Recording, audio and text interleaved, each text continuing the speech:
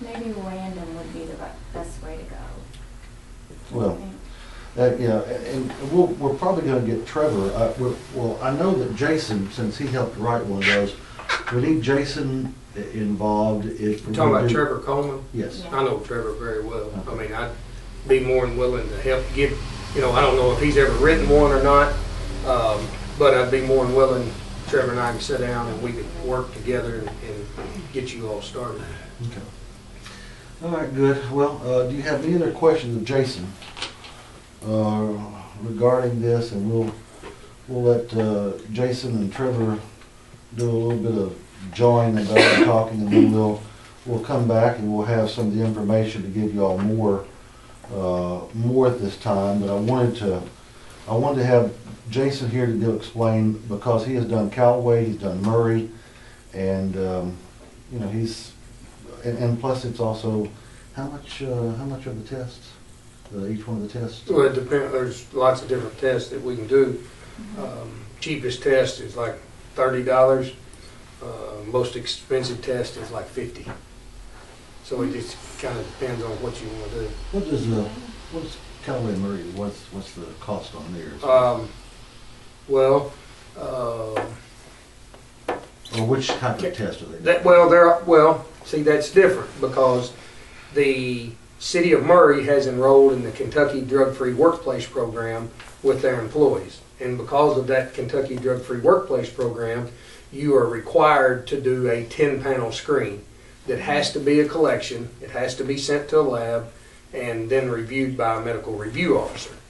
To where with the Sheriff's Department, they're doing 5-panel instant drug screens, which checks for 5 drugs. It's the same 5, go ahead. Oh, yeah, go on. It's the same 5 drugs that the Department of Transportation checked for. And then the road department officials, most all of their employees are truck drivers, which hold CDLs, and so they have to do a split collection drug screen that's sent before a medical review officer for verification. But it's a 5-panel. City's doing 10-panel collections, Sheriff's Department's doing 5-panel instant, and the road department is doing 5-panel DOT collections. The ones that I asked the hospital about that they said I think was $45 it was either a 10 or 11 panel. Mm-hmm. Does that sound right? Yeah. Yeah, that's right.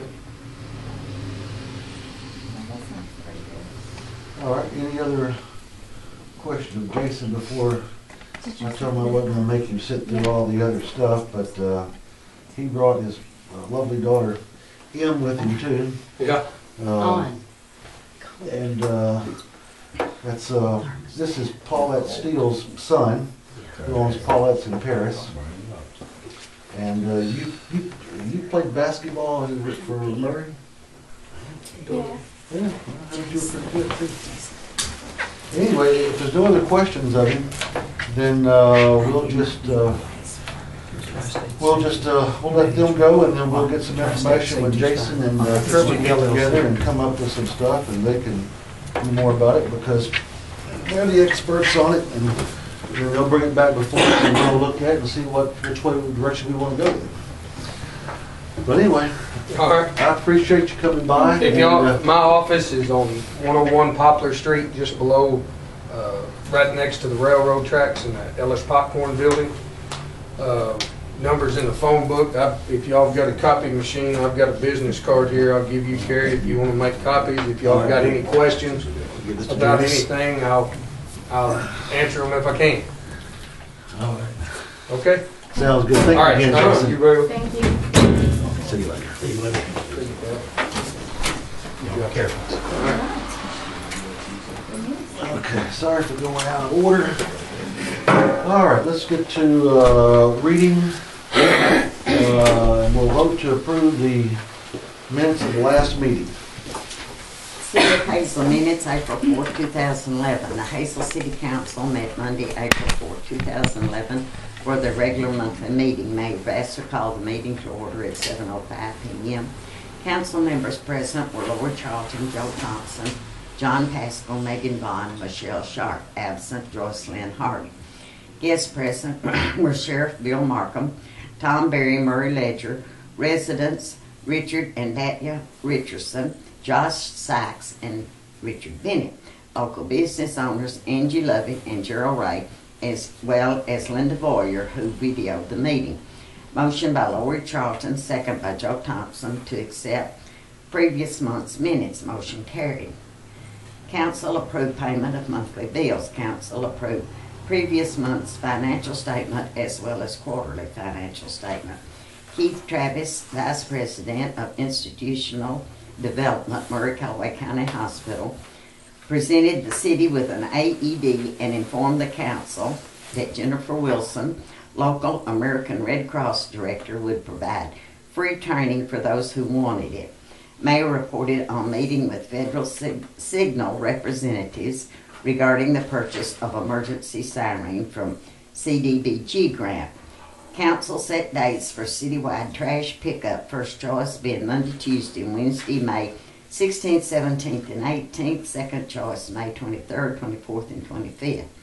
Motion by Joe Thompson, second by Michelle Sharp, to increase the pay of Clint Wilson mowing to $90 per mowing at the community center. Motion carried. Motion by Joe Thompson, second by Lori Charlton, to withdraw $19,000 from the $65,000 CD and place it in the municipal road aid fund.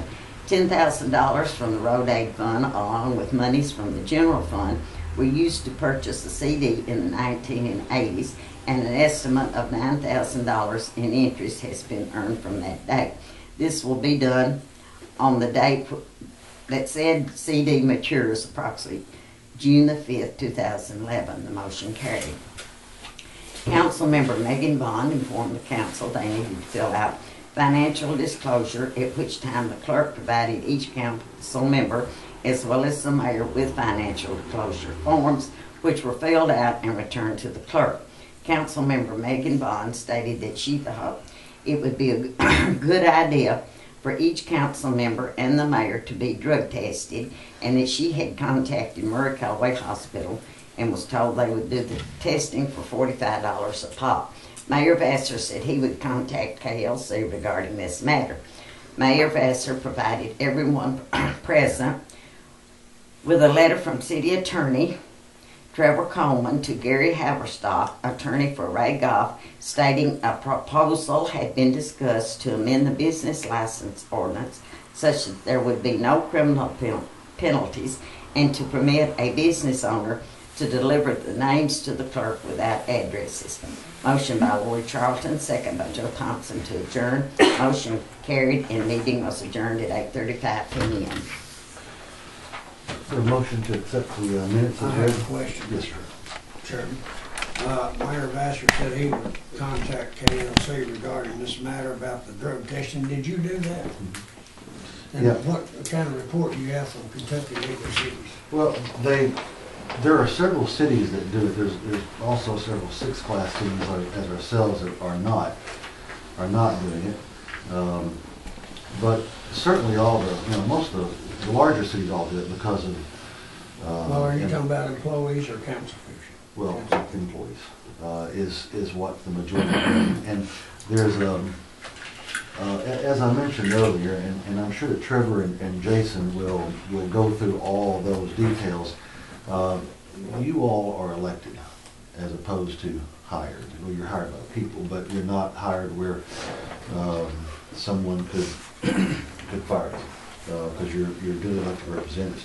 So it's a little bit different, but that's why I wanted Jason Reed and I wanted Trevor Coleman to be able to look at those issues and find out just what needs to be done. Have no issues with it. I'm kind of like Henry Hudson over there. My blood pressure, you got me on the systolic, but I beat you on the diastolic. That's what we have right there. And Joe, I think what we're going to do is let them look at it and see what needs to be done. We'll probably bring it back and look at what the majority of people are doing, and if they see issues, then we'll address those, but I want them to be addressed for everybody. I want everybody to see it, everybody know it, everybody be able to talk about it, and then ask the questions. We'll probably have to have Trevor come back with Jason, but I wanted you to know that Murray and Callaway were both doing it. Now again, I know we're not quite the same thing as that, but you know, if we have a drug testing policy, especially if we were hiring somebody, I can see that, or if we had employees for accidents.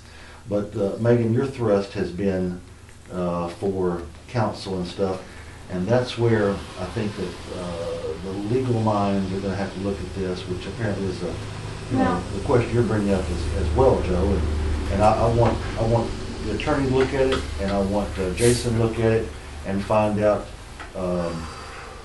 any ramifications from that before we move forward on doing it. Yeah, I think the only thing we're really going to have to do is to set out the ramifications of what a positive test is going to mean before somebody comes back with a positive test. And if we decide what we want, we can get the lawyer to write it up legally. I mean, I don't see any reason why not. Well, you're exactly right that anything that we do will be done beforehand. We're not Yes. doing this thing willy-nilly and just come up with something. That's, you don't have to worry about that, Megan. We're gonna do it, we'll do it correctly. That's why I brought this Jason, he wrote the one, I think he said from Murray. I've got a copy of And it. and somewhere. advised the one Murray's for policy. Callaway. So, Well, we're still talking about employees. well, yes and no. Megan's thrust is want to do it for. I know what you want to, I understand. And again, you all will vote on this. But if we do like what the majority of the cities are, it's strictly employees. But we're going to look at all the ramifications of it and see, because it was brought up by Ms. Vaughn, and we want to be able to explore it all the way through. But it will come down to you all. You all be the ones that are going to vote on this. Yeah. So, and there may be things that neither one of us know about it, and I certainly don't.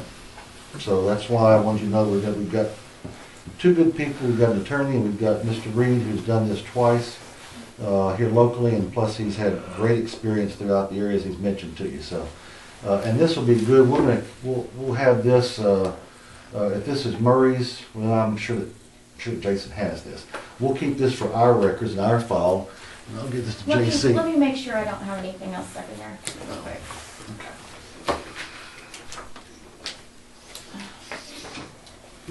Okay. I move to approve. I second that. Minutes, okay. Motion by Joe Thompson and a second by Michelle Sharp. All in favor? All opposed? And it passes. Now, we're gonna, if you'll look at the April bills, we're gonna review those and just approve them.